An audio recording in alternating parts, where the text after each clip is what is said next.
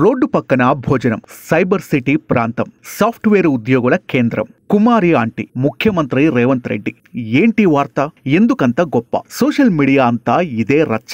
ఇటీవల Rayadurgam road, Madhapur ITC Kohinoor star hotel దగ్గర road side street food centre నడుపుతున్న కుమారి ఆంటీ మధ్యాహ్నం భోజన సమయంలో వందల మంది ఎగబడి మరీ ఆమె tasty veg, non veg food తింటుంటారు. ఎంతగా అంటే ట్రాఫిక్ అంతరాయం కలిగేంత. ఇంకేముంది, పోలీసులు వచ్చారు, కేసు పెట్టి ఆమె ఫుడ్ వ్యాన్ ను స్టేషన్ కు తీసుకుపోయారు. ఇక అంతే, న్యూస్ వైరల్. తెలంగాణ సీఎం కు చేరింది. వెంటనే ఆయన స్పందించారు. చిరు వ్యాపారులను ఇబ్బంది పెట్టవద్దు, ప్రజలకు అండగా నిలిచేదే ప్రజాపాలన అంటే అని పోలీసులను హెచ్చరించి కుమారి ఆంటీని వదిలేయాలని ఆర్డర్. అంతే, మళ్లీ వార్త వైరల్. ఈసారి ఏకంగా బీబీసీ న్యూస్ కవర్ చేసేంతగా.